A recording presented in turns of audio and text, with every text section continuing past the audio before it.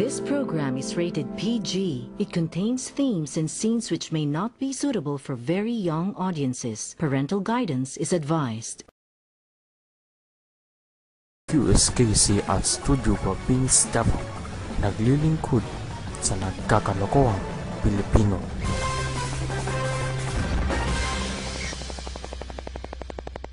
Studio Guapings Davao News and Comedy Affairs, panig sa katatawanan, panig sa paghalakhak ng bayan. Sa ulo ng ating mga nagkakalokohan at nagkakalokohan ng balita, Kay Alforque nagbigay ng pahayag ukol sa isinagawang report ng Glenn Joke noong nakaraang taon. Ang kanyang pahayag, tutukan. Shirley Tumbilon hindi nagpapakita sa publiko, posible daw nagtago. Eksklusibo, Rhea Lucido Mandihar at Otto Mandihar nagkaroon man ng sanggol na babae. At pusong ligaw na dapat sana'y ikalabas noong nakaraang taon, hindi na natuloy. Ang pahayag, tutukan. Simula na ang pagpapatawa dito lang sa Glenn Joke News Break. Ngayon,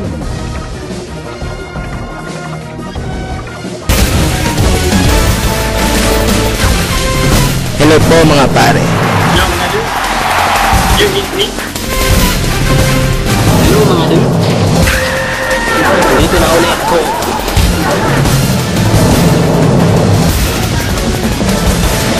Gandang araw po, Pilipinas.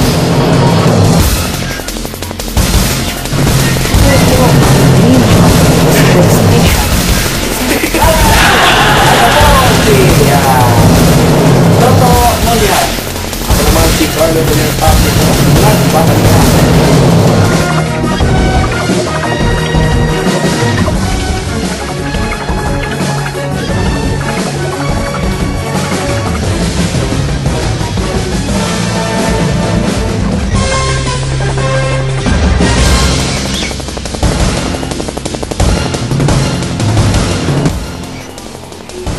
Mayang hapon Southern Mindanao, kami ang inyong mga patrol ng katatawanan. Nagbabalita at tumayo sa inyong paa saan man sa mundo. Ito ang Glenn Joke News Break sa ngalan ng Studio Guapings Davao News and Comedy Affairs. At ni Glenn Cañones, ako po si Toto Mondihan nagpatawa.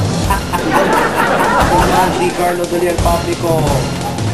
Magpapagupit pa lang ng aking buhok. Unang balita po, si Kay Alforque na po ang nagbigay ng pahayag ukol sa naibalita nitong Hunyo 2011 matapos ang no na pag-post ng mga magazine.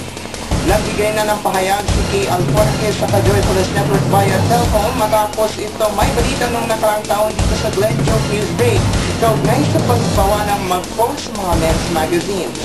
Kinumpirma ito ni Kay ang nasabing balita. Talagang hindi ito karapat-dapat sa kanyang buhay at labag ito sa kanyang kalooban dahil miyembro siya ng samahang Iglesia ni Cristo dito sa Davao. Sinabihan din ito ni Glenn na masamang biro ang nagsabi na mahumilit siya. Nais ko lang malaman ninyo na ako talaga hindi karapat-dapat mag-pose ng sexy sa mga tabloids at kung saan man sapagkat ako isang Iglesia ni Cristo at ito'y ipinagbabawal sa aming religiyon. Kaya ngayon alam niyo na kung ano ang dahilan. Ikaw Glenn ha, may masama kang sinabi sa akin kung bumirit ka pa doon ha. Oh, no, mukhang hindi talaga maganda ang hirit ni Glenn para kay Kay. Sinong Kay? Susit yan?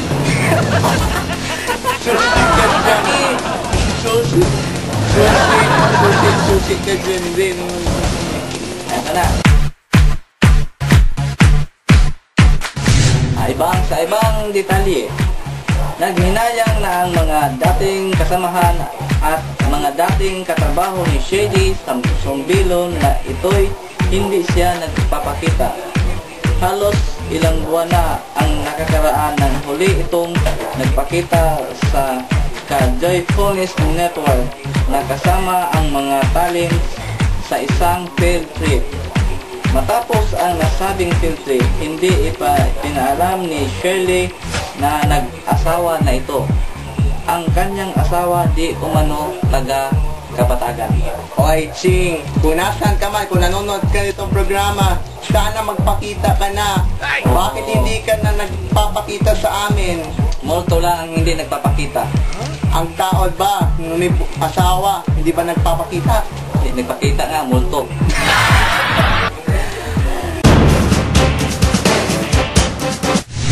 Okay, pasintabi po sa mga kumakain dyan dahil ito ang susunod na balita ay Jack na ikagugulat.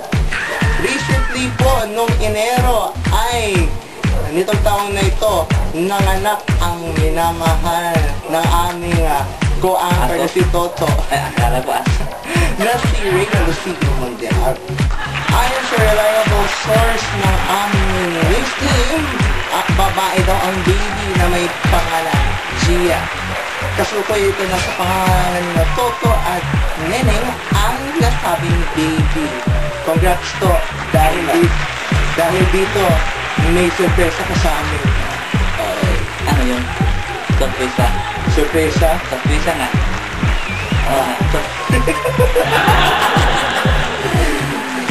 Okay na.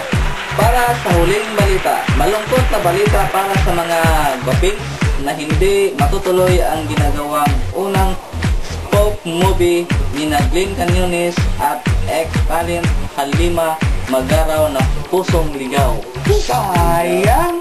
Pusong Ligaw. Ayon sa management ng Studio Guapings, Davao hindi talaga nagpakita si Halima. Ilang buwan ang nakakaraan na dapat sana umuwi pagkatapos ng Ramadan, dahilan para hindi matuloy ang taping. Pero may dapat pang aabangan para sa mga Guapings. Isang short pop film ang gagawin para sa pinagsanib persa ng Glenn, Joke at Totoo. Ang tema nito, comedy at suspense. Nako, mukhang talagang abangan ng mga kagwapings ang bago nating pakulo at ang bagong spoof movie na ihatid sa atin ng Studio Guapings Davao at Nagka-Joyfulness Network kasama pinagsanib na persa ng Glenn, Joke at Totoo. Ang sa akin, hindi ko yung gusto yung suspense. Yung suspense. Sana nga yung gira. Sige naman. Read my lips. Ay! Di pa tapos. Hala, kadlo-kadlo. I hear! Senator Osmeña is asking what is the spelling of what?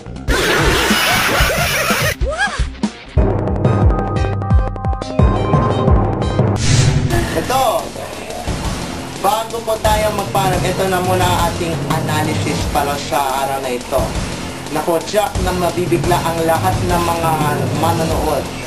Isang bata po dito sa amin ay merong masamang balakin ngayon or sa mga susunod pang araw may gagawing masama sa barangay o sa kung saan mang patungo ito, itatago natin yung bata natin, itatago natin sa pangalan Jared. Alam po hindi niyo po kilala pero meron na akong analysis at ang prediction para dito. Ayaw nila kilala. Talagang hindi talaga nila kilala. Okay.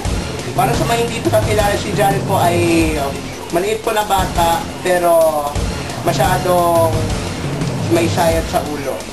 Ito, ito ang prediction ko para dito. Mga kagwapings, yung batang yan maamo, kaya lang ang naging analysis ko at ang prediction ko, nasa-sense ko isa siyang pasaway na bata at mutik na masunog ang aming tindahan dahil nagbitbit siya ng posporo sinisindihan ito, tapos tinapon ito sa ilang sa aming tindahan. Tingnan muna, maamo talaga. Maamo pero Parang aso. aso, pero pasaway parang pusa. Parang pusa, hindi aso. Dahil dito ito, base sa ginawa kong image in 20 years from now, ito yung mukha niya ay parang drug addict, abusado, nanonood ng X-rated na pelikula. Ano yung X-rated? Parang bold. Ano yung gold? Bold but bala na. Sige, sabihin na natin walang damit. Walang damit. Sabihin na natin wala. Okay. Ito, nanonood ng porn tapos nagpapasaway na boboxing, matigas pa rin ang ulo at siyempre, higit sa lahat, masyadong pasaway, makulit at wala sa matinang pag-iisip. Pero sa amin yung mga bata makulit, ibinibitay namin sa bayang magiling. Yan ang aking analysis. Bago rin pa tayo magtapos, ito, malapit na po na magsagawa ng bagong programa ng News Team 403. Yan ay ang SC Patrol na magaganap sa Santa Catalina Street.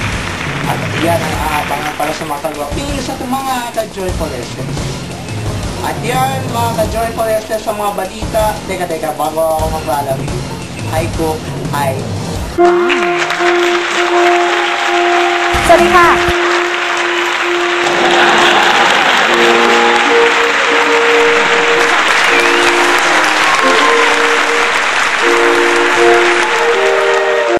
Ay, Coke. Sinong Coke? Coca-Cola. At yan, mga kagwaping sir po ang mga balita na nakalap sa aming mas masikip at pagpapatuloy. Sa ngalan ni Glenn Canyones, I'm proud to be a party boy. Best and good night. Good afternoon pa ngayon Oo nga. Dapat good afternoon ito. Bakit good night? At sige, good night lang natin. Okay na. Maraming salamat at magandang gabi! Guwapo! Guwapo! Adlo ka dong! Ano gagawin natin sa ano gagawin mo dun sa malayo? Punta ako sa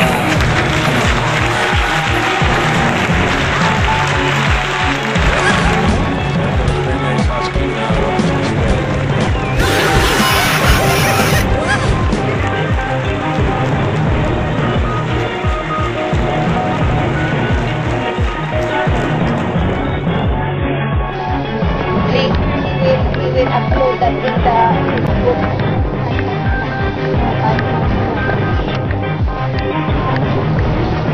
Silapan. Ay, okay na. Ha? Okay na. Wala na. Ay, wala na. Ako sa bahay. Bili ka.